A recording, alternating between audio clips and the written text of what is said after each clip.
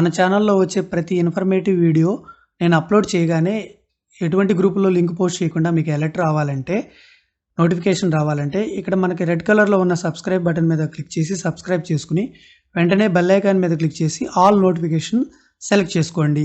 Thank you all. Morning everybody, welcome back to our channel.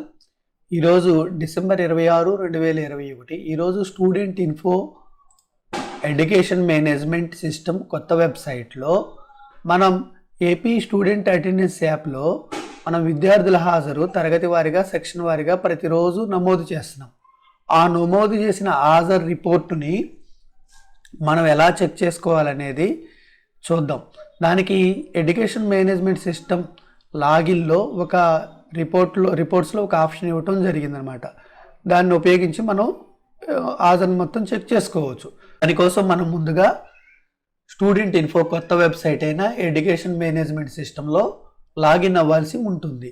మనకి studentinfo.ap.gov.in అని type చేయగానే మనకి ఆ లింక్ నేను వీడియో డిస్క్రిప్షన్లో కూడా డైరెక్ట్ లింక్ ఇస్తాను. మనకి ఈ విధంగా వస్తుంది. ఇక్కడ డిపార్ట్మెంట్ లాగిన్ ఉంటుంది. గతంలో లాగా లేదు, మార్చారు, అది అందరికీ తెలిసిందే. డిపార్ట్మెంట్ లాగిన్ మీద క్లిక్ చేయాలి. క్లిక్ చేసిన తర్వాత యూజర్ ఐడి కింద యూడైస్ కోడ్ ఎంటర్ చేసి, పాస్వర్డ్ కింద మన పాత చైల్డ్ ఇన్ఫో పాస్వర్డ్ ఎంటర్ చేసి, క్యాప్చా ఎంటర్ చేసి సైన్ ఇన్ మీద క్లిక్ చేస్తాం.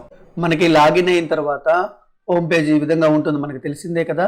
దాంట్లో రిపోర్ట్స్ మీద క్లిక్ చేయాలి. రిపోర్ట్స్ మీద క్లిక్ చేయగానే కింద నుంచి సెకండ్ ఆప్షన్ ఉంటుంది మనకి, class wise, section wise attendance report అని.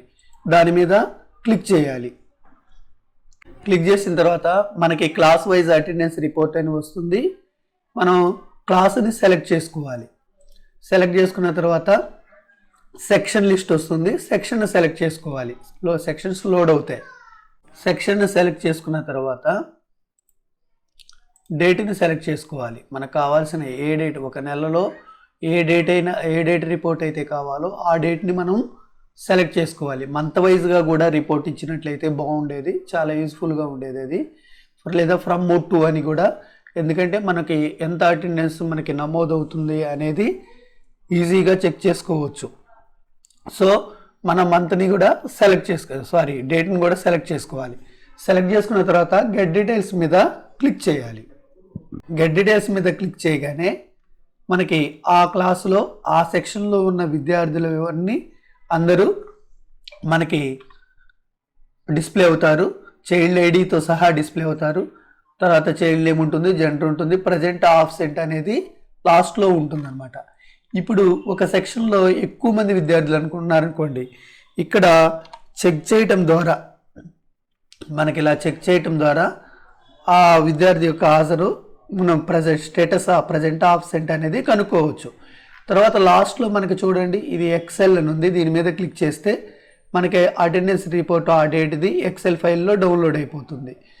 ఇది ప్రింట్ ఆప్షన్ మీద క్లిక్ చేస్తే ప్రింట్ వస్తుంది అనమాట. ఇక్కడ పీడిఎఫ్ మీద క్లిక్ చేస్తే పీడిఎఫ్ రూపంలో మనకి అటెండెన్స్ రిపోర్టు డౌన్లోడ్ అవ్వడం జరుగుతుంది. ఈ విధంగా మనం కావాల్సిన క్లాస్ యొక్క ఆ సెక్షన్ యొక్క అటెండెన్స్ని డేట్ వారీగా మనం డౌన్లోడ్ చేసుకోవచ్చు. మనం చెప్పినట్టే ఇది మంత్ వైజ్గా కూడా ఇస్తే బాగుంటుంది, లేదా ఫ్రమ్ టు డేట్ వైజ్గా కూడా ఇస్తే బాగుంటుంది. వీడియో నచ్చింది అనుకుంటున్నాను. ఇలాంటి ఇన్ఫర్మేటివ్ వీడియోల కోసం మన ఛానల్ ఇంకా సబ్స్క్రైబ్ చేసుకోకపోతే సబ్స్క్రైబ్ చేసుకోండి. Thank you all.